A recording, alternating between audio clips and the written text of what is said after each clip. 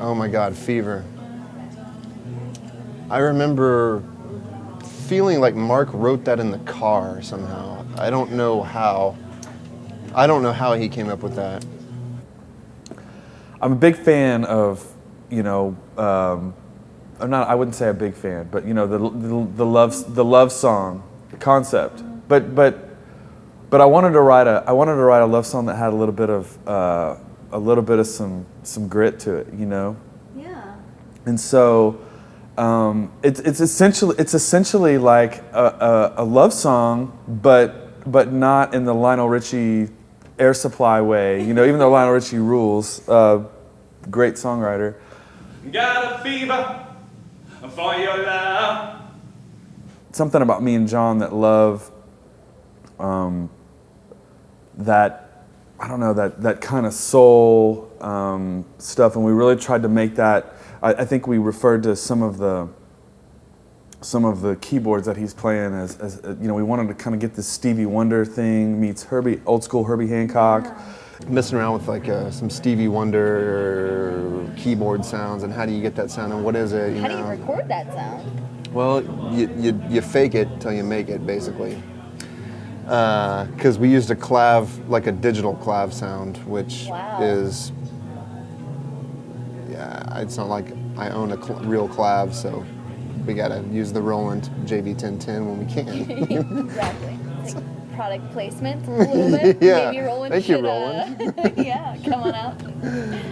Just try to double it. Yep. Hear it or don't hear it. Hear it once. I'm not making that mistake again. Bitterness, your empty smile. As long as you stay a while. I can't get down on your nasty tone when I get up the phone. And you know I'll be coming home. It was one of the ones on the record that was really introspective about me, and I wanted to write a love song that kind of dissed on myself, but then that played into I've got a fever for your lovin', and Even though it could be a dark fever, perhaps. right. And in typical New Paul's style, we thought, well, we need a bridge that's really danceable. So that's what everyone that's thinks. right. So, Anyone in a rock band needs a danceable so when I bridge. started thinking about like turn, like I don't know. I think they might call it a turnaround, like when a song just flips on a dime and goes somewhere else. And what inspired me was actually an NWA song from E. Phil Forzagen, which is Niggas for Life backwards.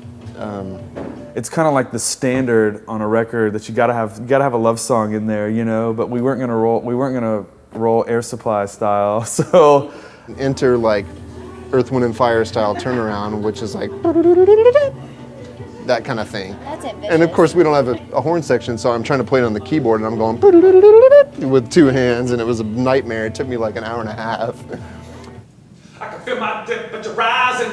I can feel like dropping a cold sweat. Oh, baby, can you feel it? But a fever is not a very good feeling. It's not a kind of pleasant like you sort of beside yourself. You don't know what to do. You can't shake it.